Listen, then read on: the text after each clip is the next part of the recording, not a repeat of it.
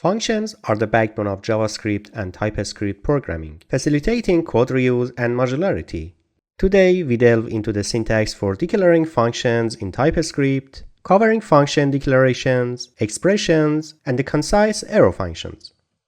Function declarations are one of the most common ways to define a function. They begin with the function keyword, followed by function's name, parameters, and body. TypeScript allows us to annotate parameter types and the function's return type.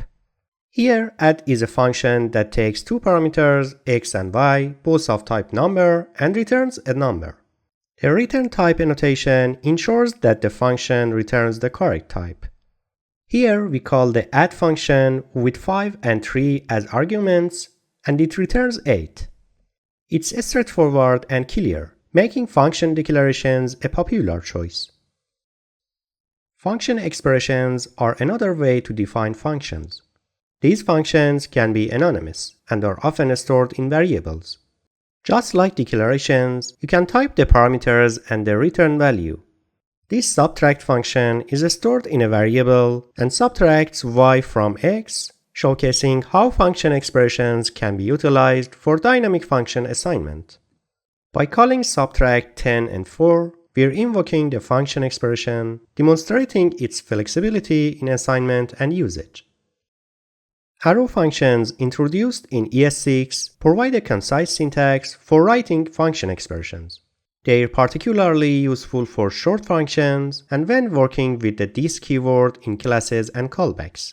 This example defines a multiply function in a single line, demonstrating the brevity and elegance of arrow functions. The parameters and return type are annotated similarly to traditional functions. The multiply function is invoked with 3 and 7, efficiently calculating the product. Arrow functions streamline function expressions, making your code cleaner and more readable. Choosing between these function syntaxes often depends on the use case. Function declarations are hoisted, meaning they can be used before they're defined in the code. Expressions and arrow functions are better for closures, callbacks, and methods within objects and classes due to their lexical this behavior.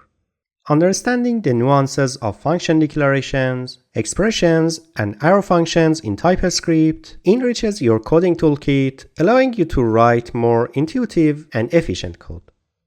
If you found this tutorial helpful, you can get the complete course on Udemy, where you will find code assignments, quizzes, and more detailed lessons to enhance your TypeScript skills. The link is in the description below. Check it out and take your learning to the next level. Don't forget to like, subscribe, and hit the notification bell so you won't miss any updates. See you in the next video.